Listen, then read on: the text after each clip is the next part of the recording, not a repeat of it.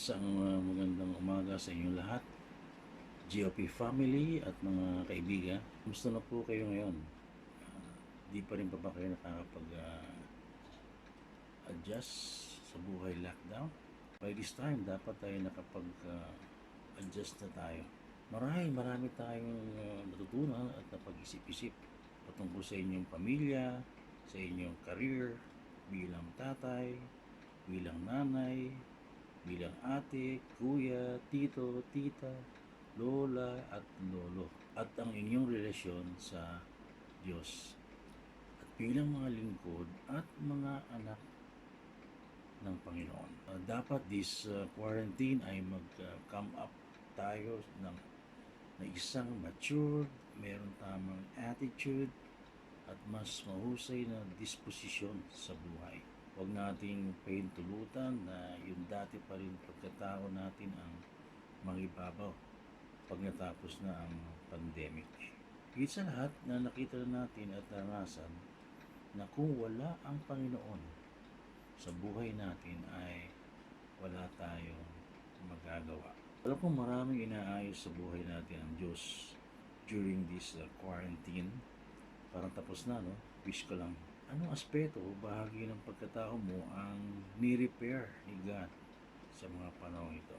Sa panahon ngayon ay napakadaling humugot at magtanong sa Diyos tungkol sa mga nararanasan ng tao sa hinang coronavirus. Marami ka bang hugot sa Diyos ngayon? Sa mga pasakit o pagdurusa dulot ng lockdown, di ka makapagplano, unsettled ang lahat, alam mo yun. Career mo, love life mo, jojowain mo, o maaring nakatakda na kayo magpasa this year. Kaso inabot ng ECQ. At di ka pa rin makapag-decide dahil nga hindi mo alam kung hanggang kailan matatapos itong lockdown. Ito yung panahon na wala kang magawa. Wala ka man lamang control, yun, yung dating rules at normal ay di na gumagana. Ang bago normal ngayon ay yun na walang mass gathering, walang social gathering, walang church, walang Bible studies, no G group, no GPS, no events. Fitness training, restaurants, movies, sports events, hair salon, talagang kakaiba. Marami kang hugot at mga tanong sa Diyos. Na Panginoon, hanggang kailan ako manalangin na matapos na ang COVID-19? Lord, where na you? Dito na me. Meaning na lagi ka ngayon nasa tagpong lugar nyo ni Lord. Kaso feeling mo, nag-iisa ka lang. Panginoon, nasan ka ba ngayon? Busy ka ba? Patigilin mo nga itong coronavirus. Pag nagtagal pa ito, mababaliw ako at di ko kakayanin. Panginoon, hanggang kailan ako tatawag sa iyo at maghihintay ng sagot mo? Alam niyo ba, na ang mga hugot ay di na bago maging sa panahon pa ng ating mga ninuno. Di lang basta hugot, talagang nakipagtalas-tasan pa sila sa Diyos. Itong halimbawa, si Moses, yung sinasabi dito, no? Si Moses, ang sabi sa talatang 10, narinig ni Moses ang reklamo ng lahat ng sambahayan na nakatayo sa pintuan ng kanilang tolda. Nagalit ng labis si Yahweh, kaya nanlumo si Moses. Itinanong ni Moses kay Yahweh, bakit ninyo ako ginaganito? Ano ikinagagalit ninyo sa akin? Bakit ninyo ako binigyan ng ganitong kabigat na pasanin? Ako ba ang nagsilang sa kanila? Aalagaan ko ba sila tulad ng pag-aalaga ng ina sa kanyang anak? Hanggang makarating kami sa lupaing ipinangako niyo sa aming mga ninuno? Ayaw nila akong tigilan sa kahihingi ng karne. Saan ako kukuha ng karne para sa ganitong karaming tao? Hindi ko sila kayang alagaan mag-isa. Napakabigat ng pasaning ito para sa akin. Kung ganito rin lamang ang gagawin ninyo sa akin, mabuti pa'y mamatay na ako ngayon din kaysa maghirap ng matagal. Ang tindi po, no, mga kapatid. Talagang, derecha, talagang nakikipagtalastasan siya sa Panginoon. Nung nahimasmasan na si Moses, sinabi ni Lord, bilang pang 1, 5, 10 o 20 araw siya magbibigay ng karne, kundi para sa loob ng 30 araw, para sa isang buwan. Kaya geto nga sinabi ni Moses, samot si Moses, lahat-lahat ng kasama ko ay 600,000. Ang sinabi mo, bibigyan mo sila ng karne para sa isang buong buwan? Kahit na patayin ang lahat naming hayop o mahuli ang lahat ng isda sa dagat ay hindi sasapat sa ganito karaming tao. Sinabi ni Yahweh, Moses, mayroon ba akong hindi kayang gawin? Ngayon di ipapakita ko sa iyo kung totoo o hindi ang aking sinasabi. Maisingit ko lang, ang batayan ni Moses ng provision ni Lord ay yung kaparaanan ng tao, yung nakikita, yung normal, yung predictable, yung practical. Kung ang nasa isip ni Moses na yung 600K ay tatanggap ng 3 pugo bawat araw sa loob ng isang buwan, ay aabuti ng 54 na milyon. Pugo ang kailangan. Di nga sumagi sa isip niya kung paano gagawin niya yun eh. Tapos, feeling math expert na siya. Ito ang sumunod na nangyari. Si Yahweh ay nagpadala ng hanging may tangay na laksa-laksang pugo mula sa kabila ng dagat.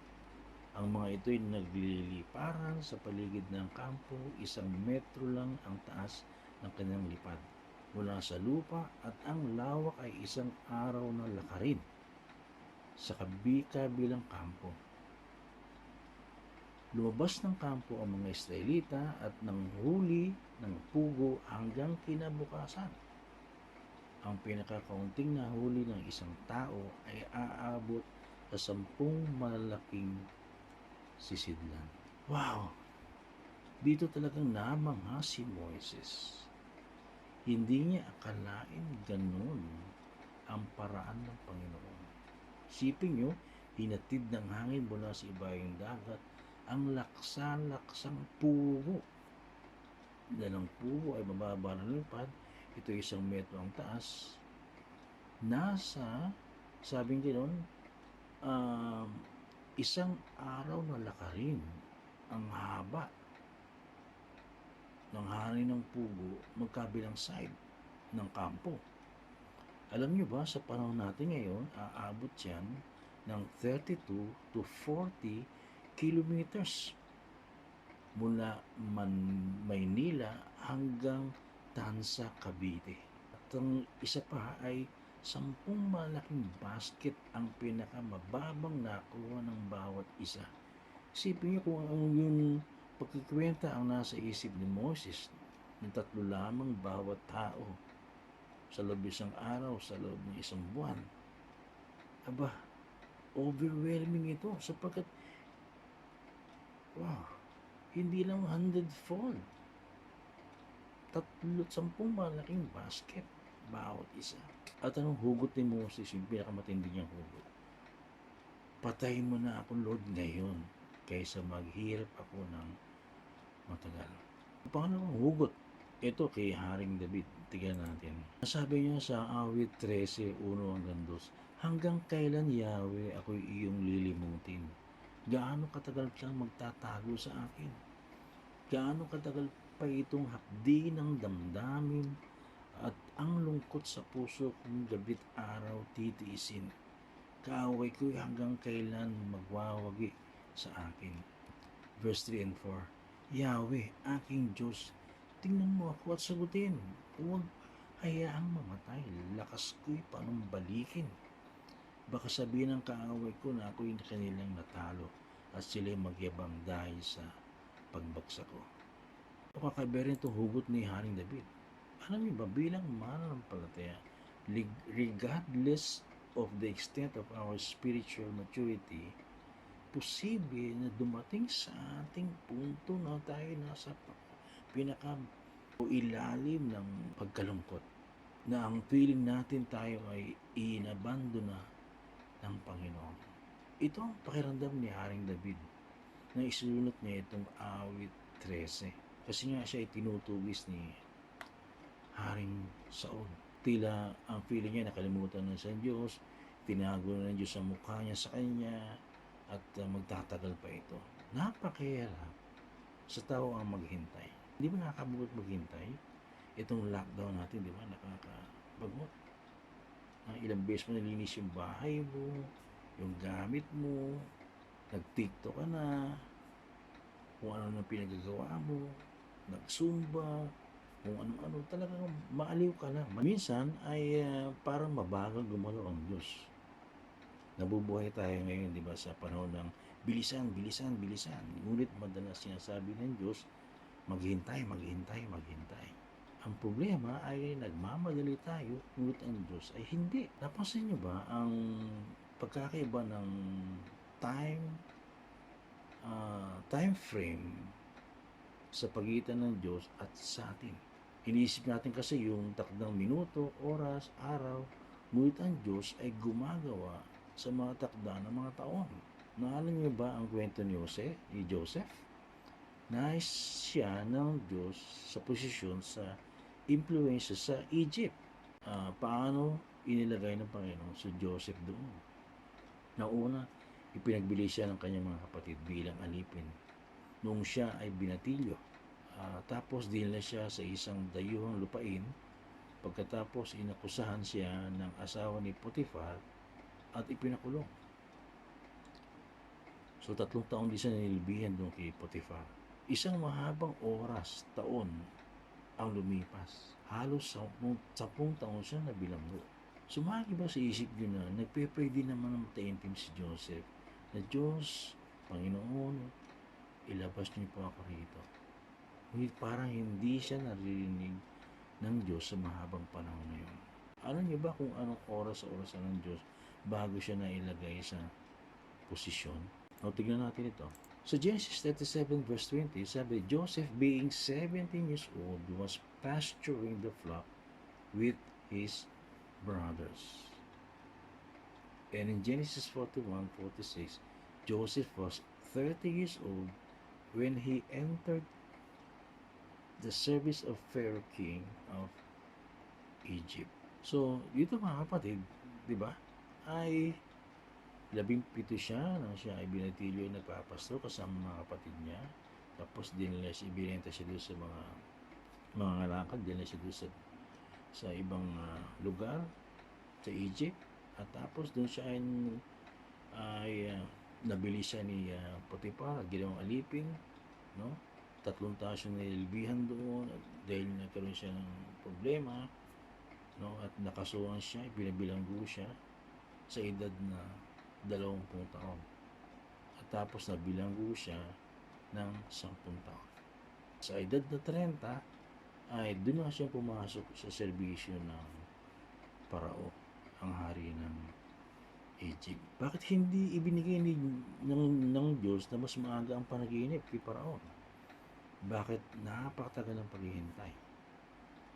Tulad nangyari, ginugol ni Joseph ang mas mahusay na bahagi ng kanyang 20s bilang isang alipin o sa bilangguan sa Egypt. Dito, nahubog ang kanyang karakter. Kaya pagdating ng 30 taon, ay ready na siya. So, anong punto natin? Iba ang time frame ni God sa orasan natin. Kaya hindi natin alam kung kailan darating ang kasagutan. Kailan matatapos ang coronavirus at iba pang concern natin sa panahon ngayon. Ano yung hugot ni David? Hanggang kailan, Lord, ako iyong kakalimutan? Hanggang kailan mo ako pagtataguan? Hanggang kailan ko mararanasan ang kirot at habdi ng aking nararamdaman? Tumingin ka sa akin at ako ay sagutin. Huwag hayaang mamatay, lakas ko'y panumbalikin. So, mas okay na tayo ay magtatanong sa Diyos, gamitin natin ang tama ang pagtatanong upang humantong patungo sa isang lugar na ganap na pagtitiwala sa Diyos. So, isang hugot na lang, ito ay mula sa ating Panginoong Jesus. Kung tingnan natin, yung siya ay nakabayubay sa krus, ang sabi niya sa Mateo 27:46, na mag-aalas 3 na ng hapon, sumigaw si Jesus, Eli, Eli, lema sabachthani, na ang ibig sabihin, Diyos ko, bakit mo ako pinabayaan?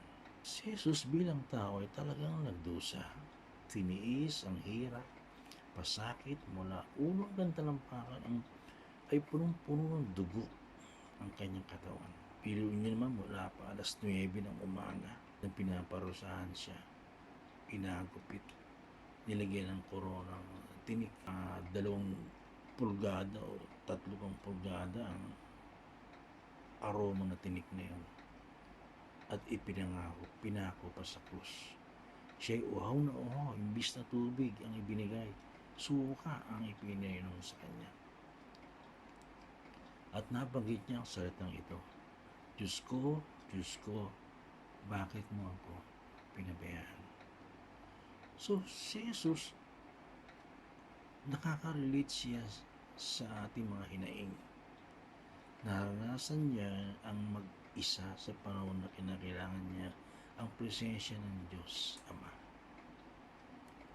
Kaya si Jesus ay karapat-dapat paglagakan ng ating mga hugot sa manang loob, paghihinagpis. Ang totoo kailanman ay di tayo iniwan o pinabayaan ng Diyos. Feeling lang natin yun. Kasi nga, iba yung time frame niya sa time frame natin. Ang gusto natin now na, ang gusto natin ora mismo. Sarili lang natin yung ating iniintindi. Naway ang kalagayan natin ngayon ay higit pang mapaigting ng ating lubusang pagtitiwala sa Kanya. Hayaan natin yung ating mga tanong ay maghatid sa atin kung saan ay lalong ma-establish yung ating pagtitiwala at pagsunod sa ating Panginoon. Huwag ka mag-aalala, kapatid. Kasama ka sa plano ng Diyos. Kasama ka sa kabuuang walang hanggang plano ng ating Panginoon. So relax lang tayo. Alam ng Diyos ang kanyang ginagawa. Alam ng Diyos ang ating sitwasyon. Alam ng Diyos kung ano nangyayari sa ating bansa, sa buong mundo. At tayo ay dumulog sa panalangin sa oras na ito. Habang ikaw ay nagbubulay-bulay sa mga nabanggit ko na ating tanong ngayon ngayong araw.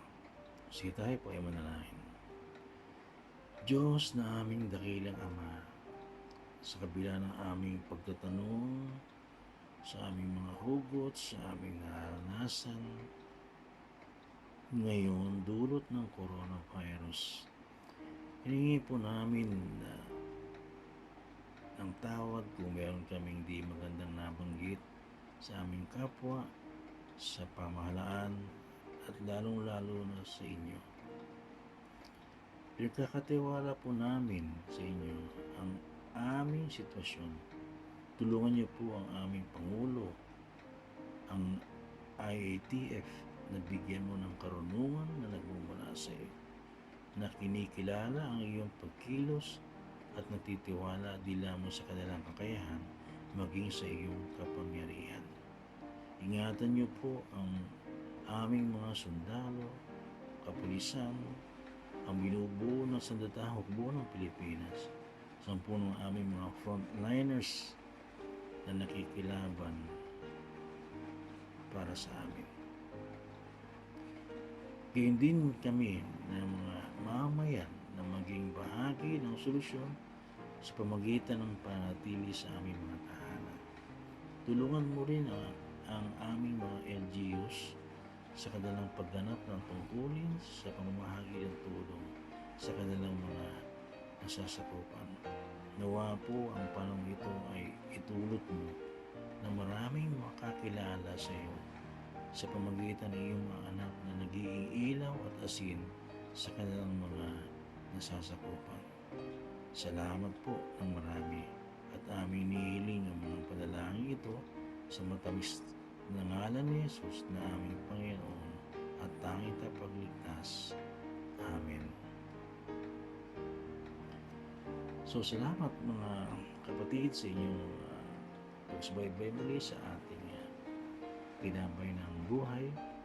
Ito po inyong lingkod na si Bishop Ram na nagpapaalala na ang tao ay hindi lamang nabubuhay sa tinapay, kundi sa bawat salita na namumutawi sa bibig ng Diyos. Isa pong magandang araw sa inyo po na. God bless you all.